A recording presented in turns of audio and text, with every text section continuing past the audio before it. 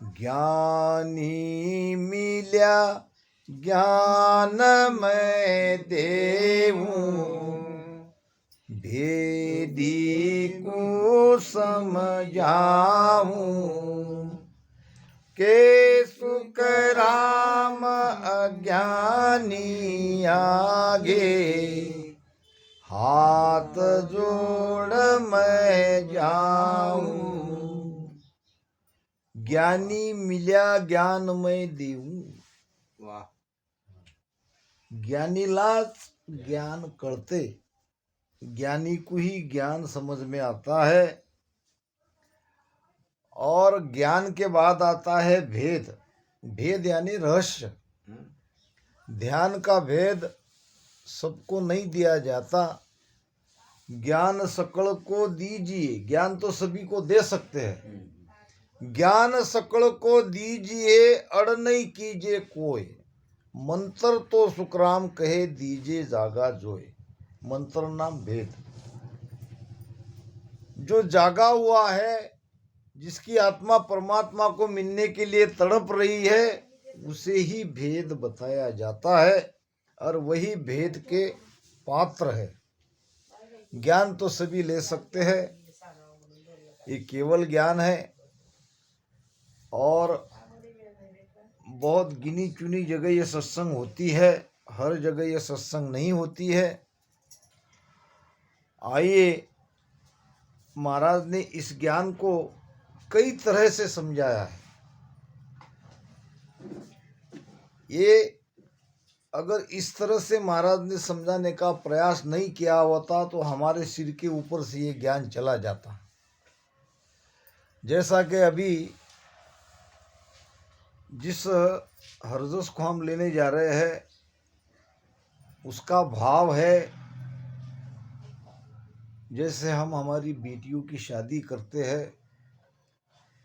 सभी हम बेटा बेटी वाले हैं, सबके घर में बेटियां हैं. और हर एक बेटी जब बड़ी हो जाती है तो माता पिता को उसकी ब्याह की चिंता रहती है और सुयोग्य लड़का देख के उसकी शादी वो कर देते हैं. अब ये तो हो गई बाहर का प्रमाण, बाहर की शादी, बाहर की बेटी, सबको पता है. ये एक बेटी है भीतर में. अब ये भीतर की बेटी का ब्याह करना है. भीतर बेटी का ब्याह कैसे होता है, ब्याह कौन कराता है, और ब्याह होने के बाद जैसे बाहर में हमारी बेटी ब्याह होने के बाद अपने घर गृहस्थी में परिवार में लग जाती है, सुख चैन से रहती है. और जब उनको हम लाते हैं दीपावली पे या और कहीं त्योहार पे, तो 4 दिन 8 दिन 10 दिन रहती है. फिर बेटी कहती है मुझे मेरे घर पे जाना है. कहती है कि नहीं? जो बेटी हमारे यहाँ पैदा हुई, पली बड़ी हुई, वो कह रहे हमको कि मुझे अब मेरे घर पे जाना है. यानी उसने अपना कोई अलग घर बना लिया है. ये माता पिता का घर उसका घर नहीं रहता. यही भाव इस हरजस का है. महाराज ने बहुत ही बढ़िया ज्ञान इस हरजस के द्वारा हमको दिया है. ब्याव हुए लो, ब्याव हुए लो, ब्याव हुए लो, ब्याव हुए लो. अब घर कर सू जुआरे लो, अब घर कर सू जुआरे लो. ब्याव हुए लो, ब्याव हुए लो, ब्याव हुए लो, ब्याव हुए लो. सतगुरु मिली आज्ञा लीवी सतगुरु मिलिया आज्ञा लीवी तादीन भाई सगाई रे तादीन भाई सगाई रे राम नाम मुख केणे लागी राम नाम मुख केणे लागी जब हर परण्या आया रे लो जब हर परण्या आया रे लो ब्याव हुए लो ब्याव हुए लो ब्याव हुए लो ब्याव हुए लो अब घर कर सू जुआरे लो अब घर कर सू जुआरे लो अब हर जी मेरे घर आया अब हर जी मेरे घर आया बपजी मोई पठाया रे बपजी मोई पठाया रे ब्रेह प्रेम ही या भर उबके बिरह प्रेम ही या भर उबके सैया मिल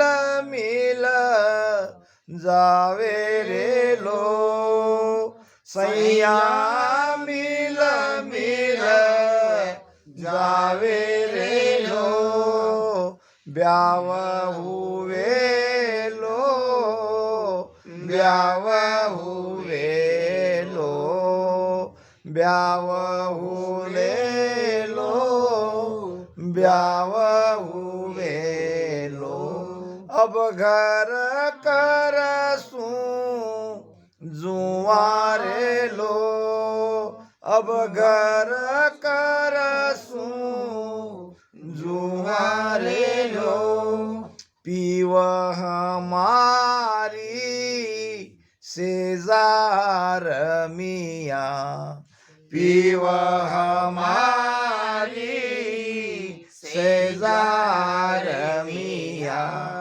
देह धक धुण लो थाणी रे देह धक धुण लो थाणी रे कपड़ा घड़ी गमसलाना कपड़ा घड़ी गमसलाना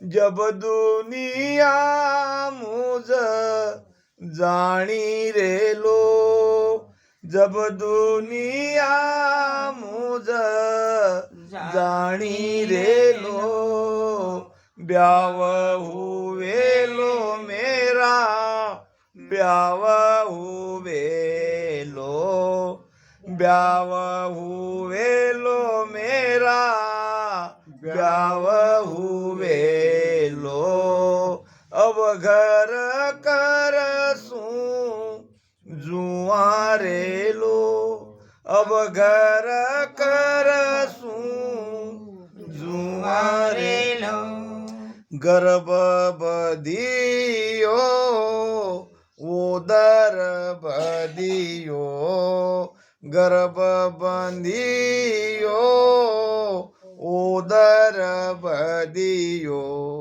अब मुझ ना जना भावे रे अब मुझ ना जना भावे रे बांझ लुगाया हस हस जावे बांझ लुगाया हस हस जावे ब्यावर विदब तावे रे लो ब्यावर विदब तावे रे लो ब्याव हुए लो मेरा ब्याव हुए लो ब्याव हुए लो मेरा ब्याव हुए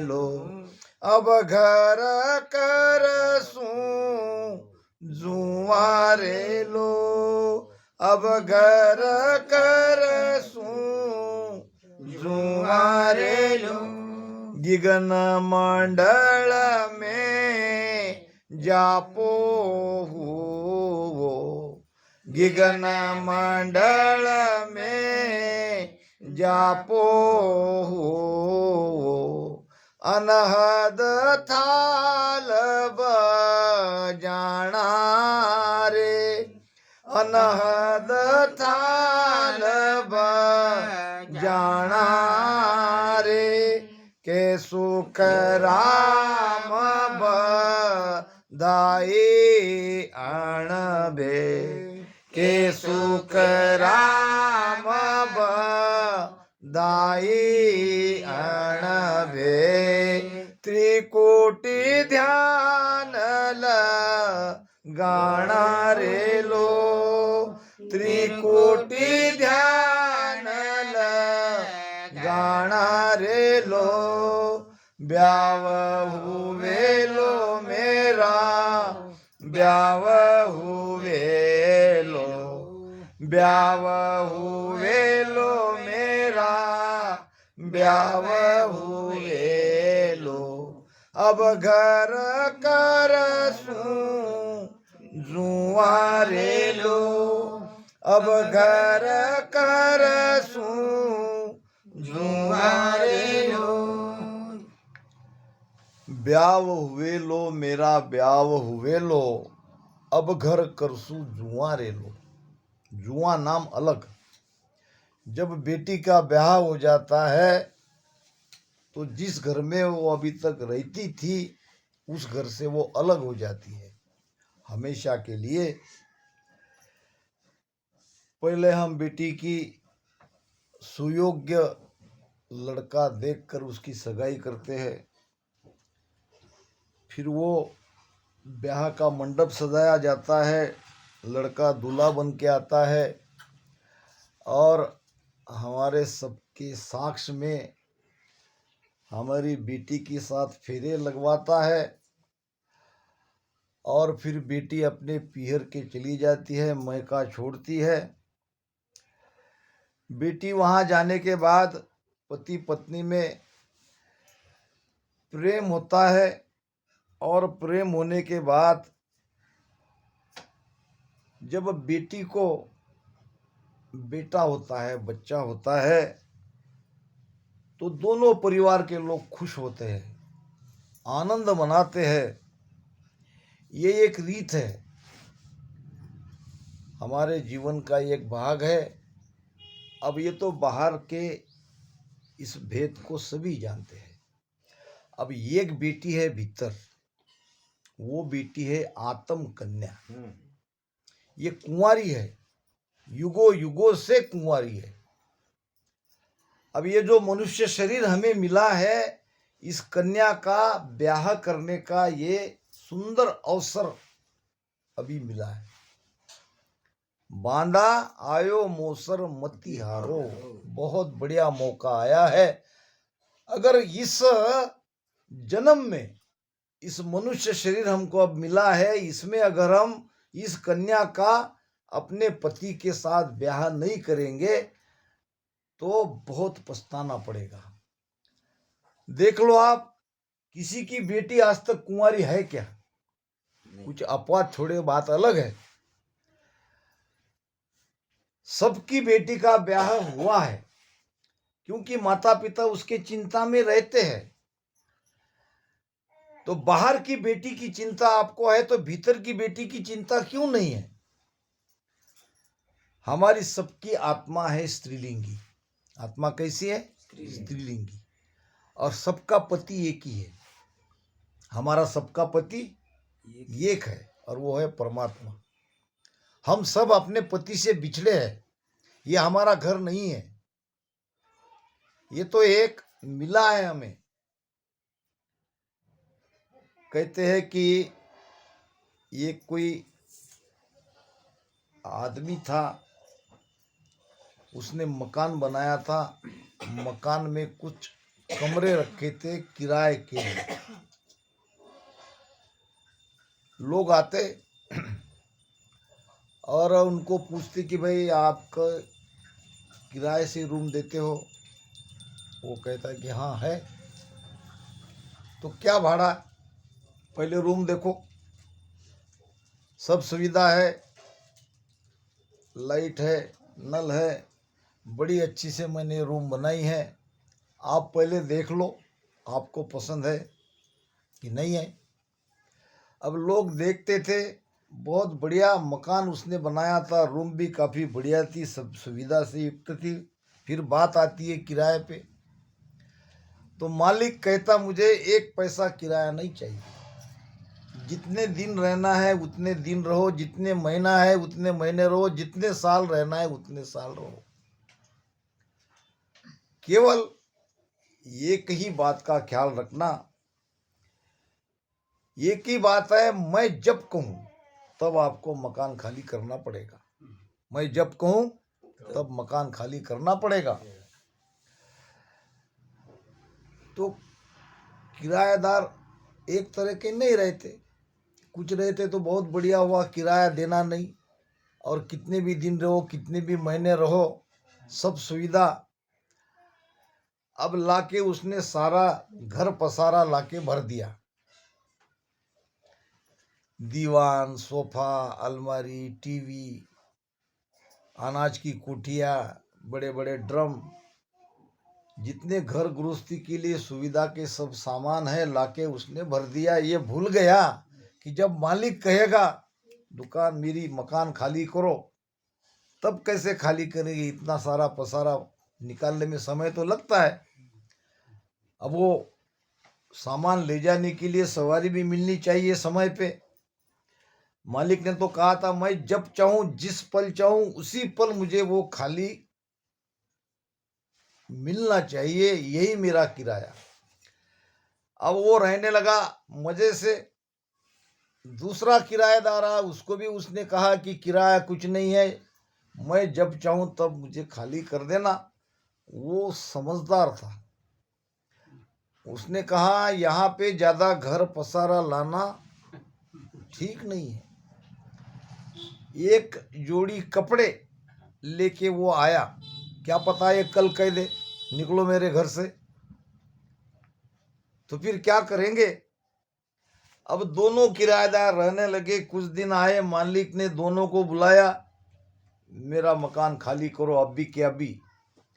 अब पहले वाला गिड़गिड़ाने लगा, मालिक थोड़ा समय दो, गाड़ी लानी पड़ेगी, ढेर सारा सामान है, ये सामान कैसे? मुझे वो पता नहीं, मैंने आपको पहले ही कहा था 1 रुपया मैंने आपसे भाड़ा नहीं लिया, अब खाली करो।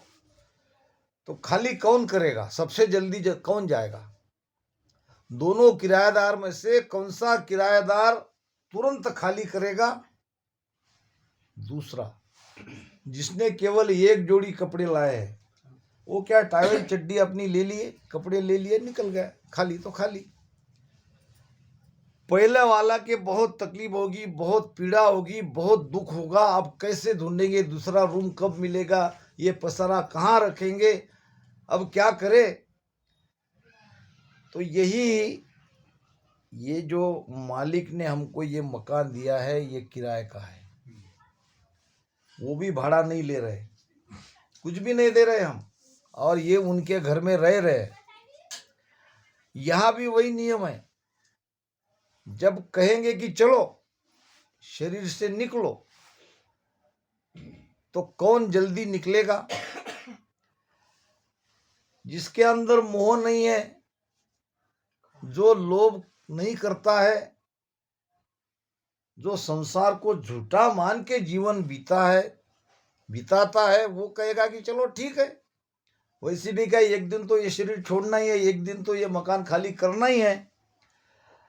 और जिसने बहुत गहरे तक इस संसार को सच मान के, जो अपने मोह में, माया में, परिवार में जो अटका है, मृत्यु समय उसको बड़ी पीड़ा होती है, बड़ी तकलीफ होती है और वो मरना नहीं चाहता है।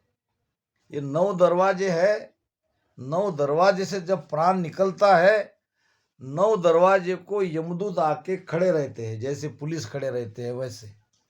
और ये जीव अंदर भागता है, कहाँ से बचूं, वो जाना नहीं चाहता बाहर, मगर उसकी श्वासा खत्म हो जाती है और उसको पकड़ के खींच के ले जाते हैं किसी न किसी द्वार से, उसके कर्म के अनुसार। तो यही जीवन का सार है। मृत्यु अटल है, हम सबको जाना है, ये जगत हमारा नहीं है। तो फिर जाने के बाद हमारा क्या होगा, हमारी आत्मा का क्या होगा, इसका विचार हमको आज करना है। भक्ति क्यों करना है? आगे के लिए आज हम इतनी सी भी खरोच नहीं आने देते। थोड़ा सा भी जल गया, कहीं थोड़ा सा सिर में दर्द है, कहीं पेट में दर्द है, तो हम तुरंत डॉक्टर के पास जाते हैं। हम अपने आप को इतना भी दुखी नहीं रखते, चाहे कितना, अभी कोरोना रहो या कैंसर रहो। अब कोरोना में तो बहुत सारे चले गए, कितना लोगों ने पैसा खर्चा किया। कैंसर जैसी तीसरे चौथे स्टेज में अगर वो बीमारी का पता चलता है, अब उसमें भी कई लाखों रुपए खर्चा करने को तैयार है, जबकि उसको पता है कि कैंसर का इलाज नहीं है। फिर भी जीने की ऐसी लालसा है, ऐसी इच्छा रहती है, कोई मरना नहीं चाहता है, जबकि मरना अटल है। तो हमको ये सोचना है कि ये हमारी बेटी जो है यहाँ बैठी है, ये आत्मा, इसका क्या होगा? इसको कुंवारी मारेंगे, बिना भक्ति करे ऐसे ही चले जाएंगे, तो ये बेटी पे अन्याय होगा। तो आप अच्छे बाप बनो, अच्छे माता पिता बनो और अपनी इस आत्म कन्या का ब्याह परमात्मा रूपी पति के साथ लगा दो, यही सार है। भक्ति करने का अर्थ क्या है? हम हमारी आत्मा का आप ब्याह कर रहे हैं, हम हमारे आत्मा को अपने पति परमात्मा के साथ मिला रहे हैं। एक एक स्थान से जो हम जा रहे हैं, राम राम करते करते एक एक कौलों को छेदन कर रहे हैं, तो अब वो ब्याह की तैयारी पूरी हो रही है। देखो अब कैसे ब्याह होता है। सदगुरु मिलिया आज्ञा लीवी। अब सदगुरु मिल गए, सदगुरु से हमें भेद मिल गया, भजन करने की आज्ञा उनसे मिल गई। उन्होंने कहा कि बेटा अब राम राम रटन करो। तो क्या हुआ? उस दिन हमारी सगाई हो गई, हमारी आत्मा की सगाई हो गई। अब सगाई किसके साथ हुई? दूल्हा कौन है, लड़का कौन है? लड़का भी तो पता चाहिए। लड़का सदगुरु ही ढूंढ के लाते हैं, लड़का है शब्द। शब्द रूपी पति के साथ हमारी सुरती लग जाती है। ये सुरती आत्मा की ही अनुभूति है। सुरती जो है शरीर में, ये मन काल का है, सुरती आत्मा की है। यानी सूरत यानी ध्यान, सूरत यानी हमारा लक्ष्य। कबीर साहब कहते हैं कि सूरत पसी संसार में ताते पड़ गयो दूर। हम परमात्मा से दूर क्यों हो गए? कि हमारी सुरती संसार में फंस गई, मोह माया में उलझ गई, मन के साथ लग गई। सूरत फंसी संसार में ताते पड़ गयो दूर। सूरत बांध स्थिर करो, सुरती को बांधो, सुरती को स्थिर करो। सुरती कैसी बांधी जाती है? सुरती बांधी जाती है शब्द के साथ।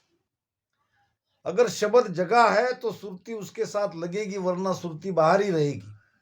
सुरती बांध स्थिर करो आटो पोहर हजूर। जैसे कि आप मंदिर में जाते हो और मंदिर में भगवान की मूर्ति देखते हो, और जितनी देर तक वहां बैठोगे वो मूर्ति आपको दिखाई देगी, सब मंदिर का सारा दृश्य आपको दिखाई देगा। अब पूजा करो, भजन करो, मूर्ति की तरफ देखो। ठीक यही यहाँ भीतर में होता है।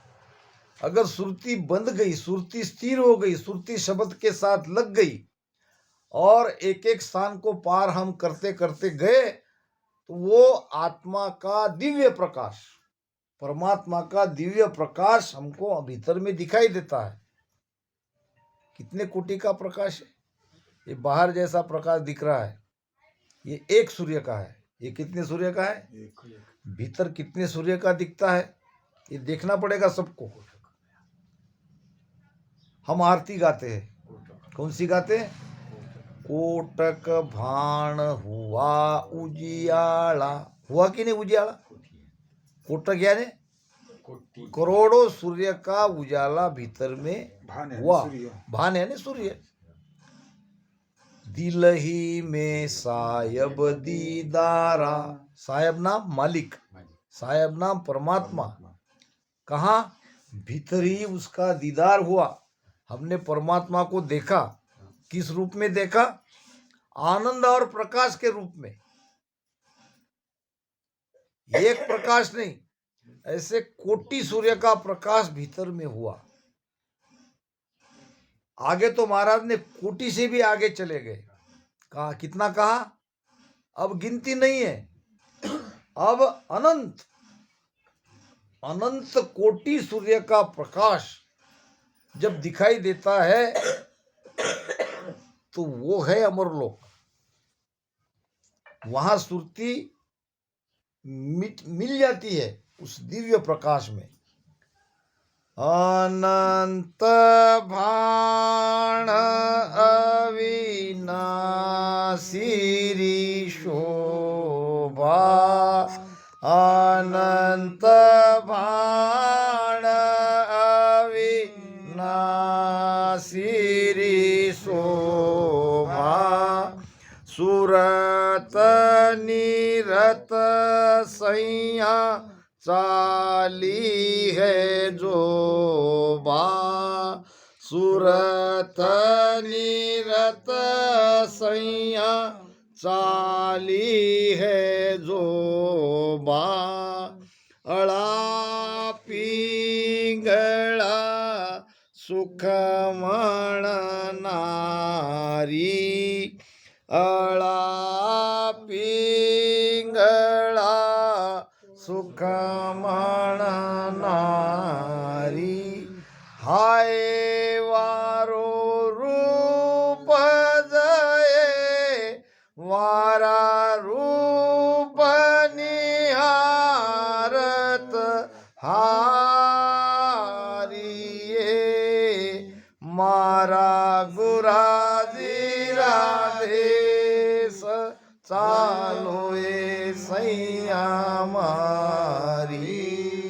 मारा सुकरा सागर मारा जीवारा तारण सायब वहाँ बसे। मारा गुराजी राधेश चालो ये सैया मारी। सत्स्वरूप आनंद पद को गुरु पद भी कहते हैं। आदि सदगुरु, सर्व आत्मा के सदगुरु, सर्व सृष्टि के सदगुरु वो परमात्मा है। और परमात्मा का देश ये सदगुरु का देश है, उसको गुरु पद भी कहा है। बांधा तीन भगत कहूँ तोई, सुरगुण निर्गुण आनंद पद की भेद न्यारो हुई। ये आनंद पद की भक्ति है, जहाँ केवल हम ही हम है, जहाँ आनंद ही आनंद है, जहाँ अनंत कोटि सूर्य का प्रकाश दिखाई देता है। अनंत भाण अविनाशी शोभा, वो अविनाशी परमात्मा की शोभा कैसे? अनंत भान अनंत सूर्य के प्रकाश से की गई है। ये उपमा नहीं दिया है महाराज ने, ये होता है, ऐसा दिखाई देता है। आप कहोगे भाई हमको तो अभी तक नहीं हुआ, वहां तक हम अभी पहुंचे नहीं हैं, हम अभी पहुंचे नहीं है, हमारी यात्रा चल रही है। जब सब छोड़ देंगे, संसार से हमारा पूरा वैराग हो जाएगा, तो समझ लेना कि हम अब नजदीक में पहुंच गए। जब ये संसार फीका लगने लगेगा, वैसे तो ये झूठा है मगर इसको हम सच मान के बैठे हैं।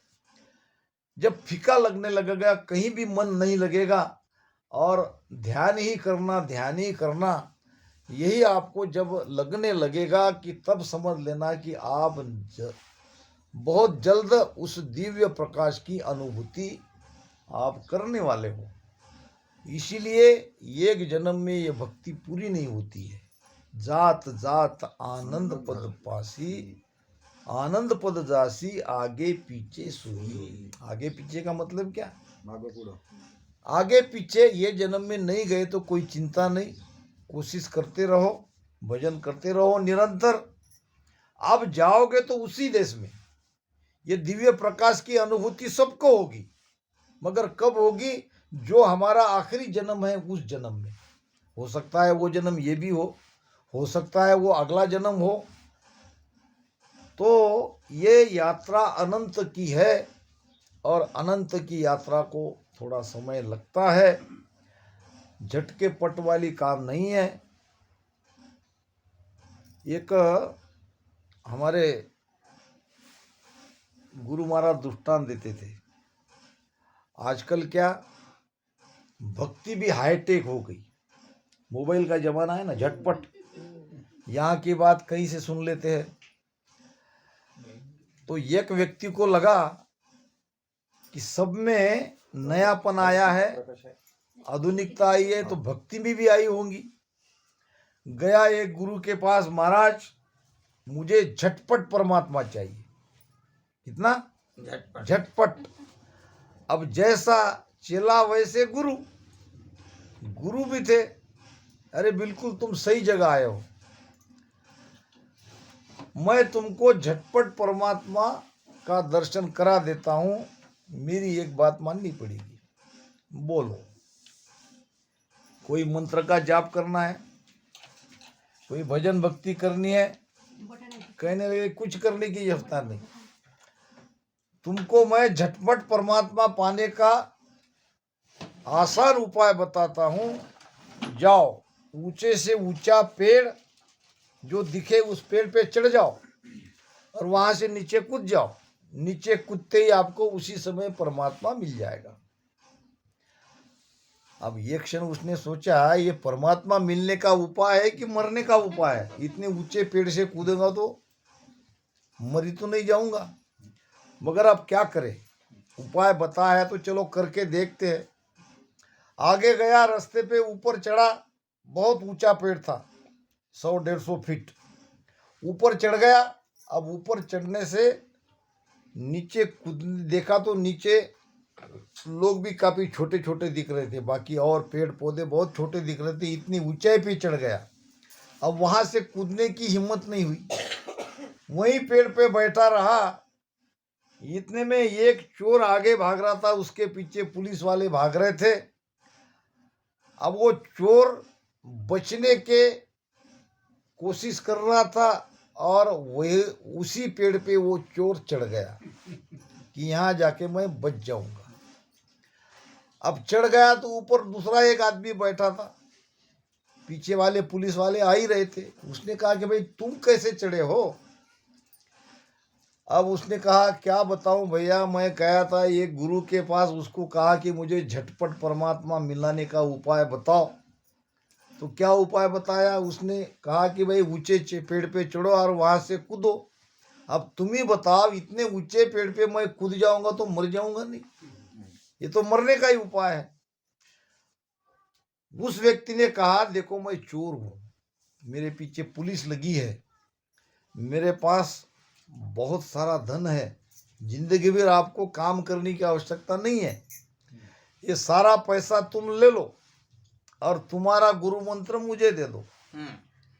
उसने कहा अच्छी बात है, ये तो मैं वैसे भी मरना नहीं चाहता, ले लो मेरा गुरु मंत्र। तो चोर ने अपना सारा धन उसको दे दिया और चोर कूद गया नीचे। नीचे कूद गया तो चोर बच गया, मरा नहीं। बचते ही पुलिस वाले आ गए, दोनों तरफ से हाथ पकड़ ले, चलो थाने। उसने कहा क्यों?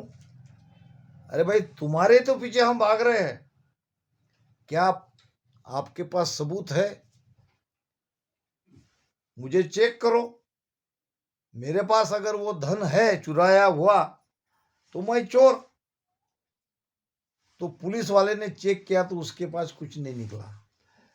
फिर तुम ही तो भाग रहे थे और इस पेड़ पे ही चढ़े हो, हमने तो देखा है, पैसा तुमने यहीं कहीं छुपाया है। उसने कहा साहब तुम्हारी गलत फहमी हुई है, जिसके पीछे भाग रहे हो वो ऊपर है, मैं वो नहीं हूं। एक पुलिस वाले ने देखा साहब ऊपर कोई बैठा है और वही चोर है, इसको जाने दो। अब ये तो चला गया और वो पकड़ में आ गया। जिसको बंधन से मुक्त होना था वो बंधन में आ गया और जो बंधन में पड़ने वाला था वो मुक्त हो गया। बंधन से मुक्त होने का नाम ही तो मोक्ष है। तो कहने का मतलब ये भक्ति झटपट वाली नहीं है। यहाँ तो आपको जन्म भी लगेंगे, दूसरा